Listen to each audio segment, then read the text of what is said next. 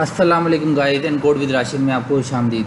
आज हम लोग अपनी पाइथन बिगनर सीरीज़ को कंटिन्यू करेंगे और इसके अंदर आज हम लोग वेरिएबल के ऊपर बात करेंगे कि वेरिएबल क्या है और हम इसको किस तरह इस्तेमाल कर सकते हैं। वेरिएबल बेसिकली एक कंटेनर है जिसके अंदर हम कोई भी वैल्यू रख सकते हैं। लाइक हम कहते हैं जी एक वेरिएबल है टेम्प। ओके, टेम्प पर इसके अंदर हमने एक वैल्यू रखी 15 लेट्स से 15। तो ये क्या हुआ, पाइथन ने सबसे पहले इस वैल्यू को किसी मेमोरी लोकेशन पर सेव किया, तो उसके बाद उस मेमोरी लोकेशन को ये नाम असाइन कर दिया। तो हम इस नाम के थ्रू ये वैल्यू एक्सेस कर सकते हैं। लेट्स से हम चाहते हैं कि हमने ये वैल्यू प्रिंट करनी है, तो इसके लिए हम लिखेंगे प्रिंट टेम्प वर। तो ये क्या करेगा, इस वेरिएबल की जो वैल्यू है उसको प्रिंट कर देगा। तो इस केस में हमारे पास 15 आना चाहिए, यहाँ पे 15 ही आ रहा है 15। इसी तरह हम लोग एक और वेरिएबल लेते हैं टेम्प वर 2, उसके अंदर हमने वैल्यू रख दी 20। ओके, तो दोबारा से हम क्या करते हैं, इन दोनों के सम का ऑपरेशन परफॉर्म करते हैं। हम कहते हैं टेम्प वर 1 प्लस टेम्प वर 2। तो हम दोनों वेरिएबल को सम अप करते हैं और देखते हैं क्या रिजल्ट आता है। तो इस केस में दोनों की वैल्यू उठाएगा, उन दोनों के ऊपर सम ऑपरेशन परफॉर्म करेगा, जो हमारे पास रिजल्ट आएगा वो ये होगा 35। Like 15 plus 20 35। बट अगर हम लोग ये करते हैं, क्या हम लोग वेरिएबल की वैल्यू चेंज कर सकते हैं? इसका आंसर है हाँ, बिकॉज वेरिएबल का मतलब है कि इसकी वैल्यू वेरी कर सकती है। तो लेट्स से हम कहते हैं जी टेम्प वर के अंदर हम लोग वैल्यू चेंज करते हैं। हम लोग टेम्प वर की वैल्यू जो है 25 कर देते हैं। इस केस में क्या होगा, जो पहली वैल्यू है 15 वो लास्ट हो जाएगी और जो न्यू वाली है वो इस वेरिएबल को असाइन हो जाएगी 25। अब हम लोग दोबारा से यही ऑपरेशन परफॉर्म करेंगे, तो इस केस में जो आंसर होगा वो 20 प्लस 25 के थ्रू आएगा। इसको दोबारा से एग्जीक्यूट करते हैं, देखते हैं क्या रिजल्ट आता है। आप देख सकते हैं कि इस केस में उसने 45 प्रिंट किया है। 45 कैसे आया, 20 प्लस 25 45। तो गाइज ये था वेरिएबल। वेरिएबल के अंदर हम कोई भी वैल्यू सेव कर सकते हैं। जब हम कोई लेटेस्ट वैल्यू सेव करते हैं तो पुरानी वैल्यू लॉस्ट हो जाती है, उसको हम दोबारा से एक्सेस नहीं कर सकते। तो अब हम कुछ डेटा टाइप्स देख रहे हैं। डेटा टाइप्स के अंदर हम लोग बात करेंगे इंट, फ्लोट और स्ट्रिंग के बारे में। तो आप सोच रहे हैं ये क्या चीज़ है, ये लाइन क्या है? ये लाइन एक कमेंट है। लाइक पाइथन के अंदर हम कमेंट लिखने से पहले सबसे पहले हाई सिंबल यूज़ करते हैं, उसके बाद हम लोग अपना कमेंट लिख सकते हैं। कमेंट एक ऐसा लाइन ऑफ कोड है जो पाइथन प्रोग्राम एग्जीक्यूट नहीं करता, वो सिर्फ इंफॉर्मेशनल पर्पज़ के लिए होता है। ओके, तो इस केस में हम लोग सबसे पहले देखते हैं कि हम लोग पाइथन में इंट कैसे डिफाइन कर सकते हैं। हमें पाइथन के अंदर टाइप को स्पेसिफिकली डिफाइन नहीं करना पड़ता, बल्कि जो हम वैल्यू देंगे पाइथन उसके अंदर से टाइप को खुद ही पिक कर लेगा। तो इस केस में हम कहते हैं जी var1 इज इक्वल टू 14। तो इस केस में हमने एक इंटीजर नंबर दिया जिसको हमने एक वेरिएबल var1 में असाइन किया। तो इस केस में पाइथन जो है बाय डिफ़ॉल्ट इसकी जो वैल्यू टाइप ले लेगा और इंट ले लेगा। इसको वेरीफाई करने के लिए हम लोग क्या कर सकते हैं, हम लोग पाइथन का एक बिल्ट इन फंक्शन है टाइप, जो कि किसी भी वेरिएबल की टाइप बताता है। इसको हम लेंगे, इसके अंदर हम ये वेरिएबल 1 पास कर देंगे। इसको हम सिंपली प्रिंट कर लेते हैं और देखते हैं क्या रिजल्ट प्रिंट होता है। जब हम लोग इसको प्रिंट करेंगे तो आप देखेंगे कि इसके अंदर जो टाइप आई है वो इंट आई है, क्लास इंट। तो इस वेरिएबल की टाइप इंट है। इसी तरह हम लोग एक और वेरिएबल लेते हैं var2, उसको हम असाइन करते हैं 4.05। इसमें हमने डेसिमल वैल्यू रख दी है, पॉइंट के बाद कुछ वैल्यू है। तो हम अगर हम किसी भी वेरिएबल में डेसिमल वैल्यू पुट करेंगे तो वो वेरिएबल की डिफ़ॉल्ट जो टाइप हो जाएगी वो फ्लोट होगी। तो दोबारा से हम लोग वेरीफाई कर लेते हैं कि इस वेरिएबल 2 की टाइप क्या है, टाइप ऑफ var2। इसको चुनाने के बाद हम देखेंगे कि जो इसकी टाइप है वो फ्लोट होगी। तो किसी भी डेसिमल नंबर वाले के लिए जो टाइप होती है वो फ्लोट होती है। इसी तरह हम लोग एक कोड टाइप चेक कर लेते हैं var3। अब हम लोग कोड्स के अंदर एक वैल्यू देते हैं, it is just a text message. Okay, जब हम लोग कोड्स में कोई वैल्यू देते हैं तो पाइथन इसको एज अ स्ट्रिंग लेता है, और जो उसका वेरिएबल होता है तो उसकी जो टाइप हो जाती है वो स्ट्रिंग हो जाती है। इसको वेरीफाई करने के लिए दोबारा से हम लोग वही स्ट्रिंग में प्रिंट करते हैं, टाइप ऑफ var3। तो आप देखेंगे इस केस में इस वेरिएबल की टाइप स्ट्रिंग है। अगर हम लोग ये करते हैं, अगर हम लोग वेरिएबल 3 की वैल्यू चेंज करते हैं, हम कहते हैं variable 3 is equal to 10। Previously इसकी वैल्यू थी एक स्ट्रिंग एलिमेंट, इसका टाइप जो थी वो स्ट्रिंग आ रही थी हमारे पास। और अगर हम उसकी वैल्यू को चेंज कर देते हैं और दोबारा से हम प्रिंट करते हैं तो आप देखेंगे कि अकॉर्डिंग टू वैल्यू वेरिएबल की टाइप चेंज हो चुकी है। हम कहते हैं type of var3 again. Okay, तो हम दोबारा से इसको चलाते हैं तो इस केस में वेरिएबल 3 की जो टाइप है वो इंट आ चुकी है, क्योंकि हमने इसकी जो वैल्यू है चेंज कर दी है। तो हमारे पास जो प्रीवियस वैल्यू है वो लॉस्ट हो चुकी है, जो न्यू वैल्यू 10 है वो एक इंटीजर नंबर है, तो वेरिएबल टाइप जो है वो इंट हो चुकी है। सो हम किसी भी वेरिएबल की जो टाइप है हम उसको चेंज कर सकते हैं। अगर हम लोग उसकी वैल्यू को चेंज करते हैं, जो कि अगर हमारे पास प्रीवियसली इंट नंबर है, अगर हम उसकी कोई स्ट्रिंग पास करते हैं तो वेरिएबल की वैल्यू चेंज हो जाएगी और स्ट्रिंग हो जाएगी। तो हम वेरिएबल की वैल्यू कभी भी चेंज कर सकते हैं थ्रू आउट एग्जीक्यूशन। अब हम लोग कुछ ऑपरेशन परफॉर्म करते हैं इन वेरिएबल्स के ऊपर। हम कहते हैं हमारे पास वेरिएबल जो 1 है वो 14 है और वेरिएबल 2 जो है वो 4.05 है। अब इन दोनों को हम लोग सम करते हैं, देखते हैं क्या रिजल्ट आता है। var1 plus var2। ओके, इसको हम प्रिंट कर लेते हैं, प्रिंट। इसको दोबारा से हमने एग्जीक्यूट किया प्रोग्राम को और देखते हैं क्या रिजल्ट प्रिंट होगा। तो गाइस आप देख सकते हैं ये प्रिंट हुआ 18.05। कैसे? 14 plus 4.05 is equal to 18.05। But इसकी जो टाइप है वो डेसिमल है, सॉरी इसकी टाइप जो है फ्लोट है। तो कैसे? बिकॉज अगर इसको वेरीफाई करने के लिए हम लोग क्या करते हैं, हम कहते हैं जी टाइप var1 प्लस var2। इसको हम लोग चेक कर लेते हैं और इसकी वैल्यू को भी प्रिंट कर लेते हैं और देखते हैं क्या रिजल्ट आता है। वैल्यू हमारे पास ऑलरेडी 18.05 आ चुकी थी, दोबारा से प्रिंट करते हैं। तो इस केस में इस नंबर की टाइप है फ्लोट। तो जब कभी भी आप किसी भी डेसिमल नंबर को किसी भी इंटीजर नंबर के साथ सम अप करोगे तो जो रिजल्ट आएगा उसकी जो टाइप होगी वो हमेशा फ्लोट होगी। इसी तरह अगर हमने दो डिफरेंट टाइप इंट और फ्लोट के दरमियान ऑपरेशन परफॉर्म किया और हमारे पास रिजल्ट जो है फ्लोट आया। इसी तरह क्या हम लोग इंट और स्ट्रिंग के दरमियान ऑपरेशन परफॉर्म कर सकते हैं। हम कहते हैं वर, इनको हम कमेंट कर लेते हैं प्रीवियस कोड को ताकि हम लोग जो रिजल्ट है वो इजीली लिख सकें। तो हम क्या करते हैं, हम एक वेरिएबल लेते हैं, variable 1 is equal to 10 plus variable 2 is equal to 20। Okay, इस दोनों का हम सम प्रिंट करते हैं और देखते हैं क्या रिजल्ट आता है। Variable 1 plus variable 2। और आप ये सोच रहे हैं कि इसका रिजल्ट 30 आएगा, तो ये रॉन्ग है। इस केस में तो इसका रिजल्ट 30 नहीं आएगा, बल्कि ये एक एरर थ्रो करेगा। तो ये एरर ये है, unsupported operand type for plus int and string. इसका मतलब ये है कि वेरिएबल 1 है वो एक 10 इंटीजर नंबर है, क्योंकि वेरिएबल 2 जो है कोड से शुरू होता है और हमने आपको बताया था कि जो चीज़ कोड से शुरू होती है वो एक स्ट्रिंग होती है।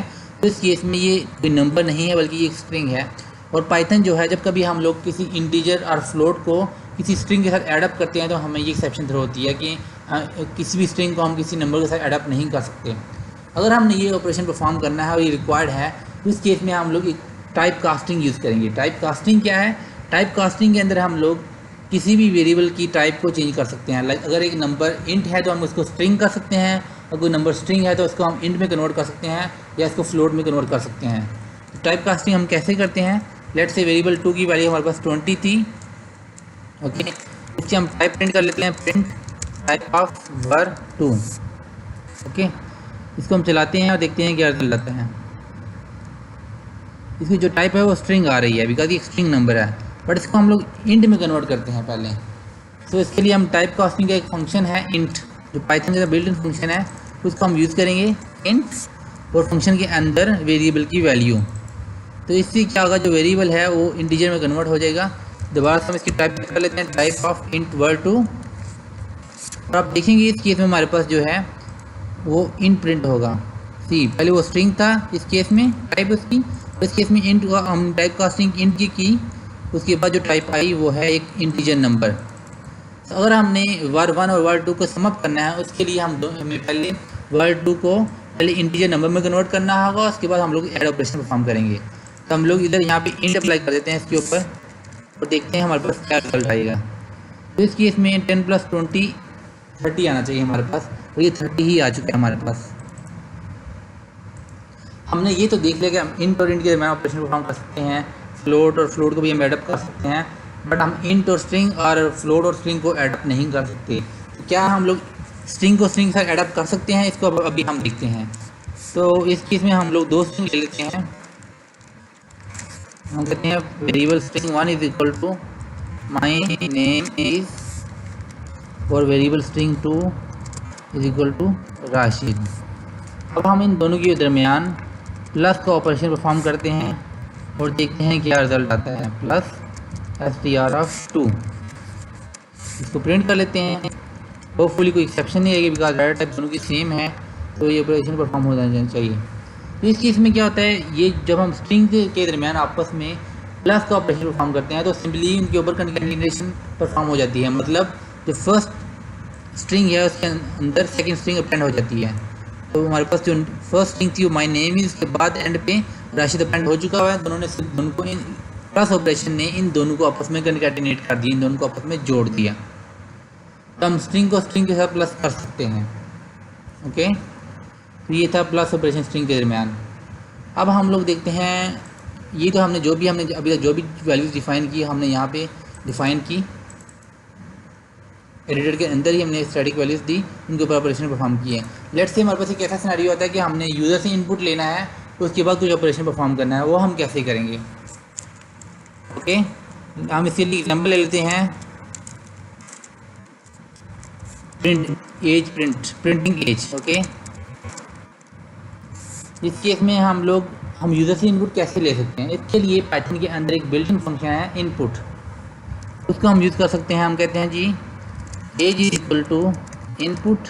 एज एक वेरिएबल है, उसके बाद हमने इनपुट फंक्शन उसको साइन किया, तो उसके अंदर हम स्ट्रिंग पास करते हैं what is your age.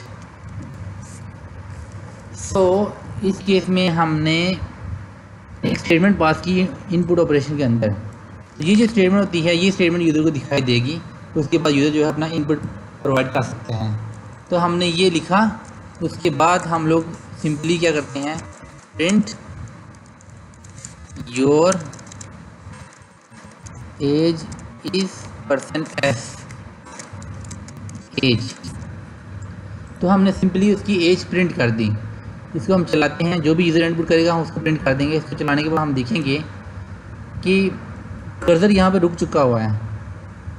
Okay, what is your age, इसमें हमारे पास एक ऑलरेडी प्रिंट स्टेटमेंट यहाँ पे प्रिंट हो रही है। इसको हम कमेंट करते हैं, पहले इसको स्टॉप कर दोबारा से चलाते हैं प्रोग्राम को, देखते हैं क्या आता है। ओके, कर्सर यहाँ पे स्टॉप हो चुका हुआ है और उसने नेक्स्ट लाइन प्रिंट नहीं की, बिकॉज वो ये इसी लाइन के ऊपर वेट कर रहा है यूज़र के इनपुट का। तो हम लोग यहाँ पे इनपुट करते हैं, लाइक हम कहते हैं जी 10। ओके, इसको हम लोग एंटर करेंगे तो ये वैल्यू एज वेरिएबल के अंदर स्टोर हो जाएगी। तो उसके बाद ये जो नेक्स्ट स्टेटमेंट है वो एग्जीक्यूट हो जाएगी। इसको हम एंटर करते हैं, देखते हैं क्या रिजल्ट। तो क्या हुआ, उसने हमारे पास प्रिंट कर दिया योर एज इज़ 10। दोबारा से इस प्रोग्राम को चलाते हैं और देखते हैं क्या होता है। हम कुछ भी वेरिएबल जब इनपुट करेंगे तो एज के अंदर स्टोर रहेगा, उसके बाद हम लोग एज को इस स्टेटमेंट के थ्रू प्रिंट कर देंगे। तो हम लोग इस लिखते हैं 30। ओके, अब हमारे पास प्रिंट होगा योर एज इज़ 30। ओके, इसी तरह लेट से हमारे पास एक नंबर है, इसको कमेंट करते हैं। हमारे पास एक नंबर है var2। ओके, इसके अंदर वैल्यू है हमारे पास 4। तो हमारे पास जो भी एज आएगी उसको हम 4 ऐड अप करेंगे, इसको हम फिर प्रिंट कर लेंगे, print as plus var2। Okay, तो अब दोबारा से इस प्रोग्राम चलाते हैं और देखते हैं क्या रिजल्ट आता है।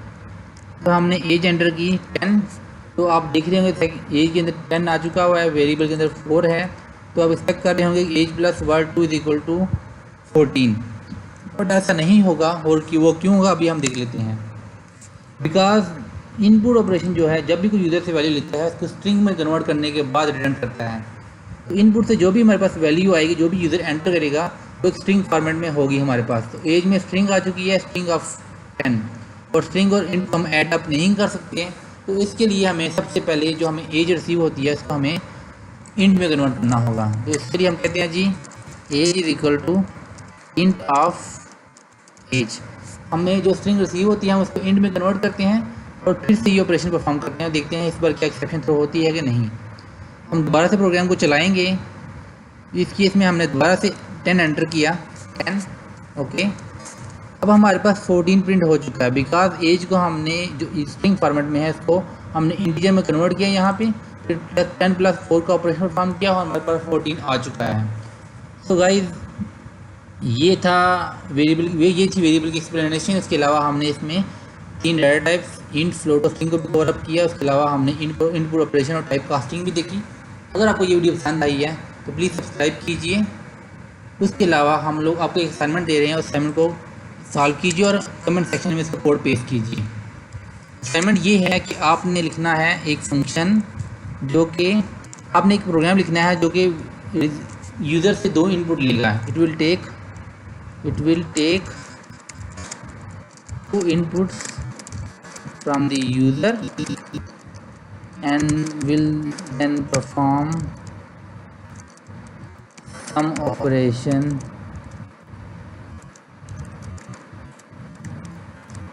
on those 2 inputs।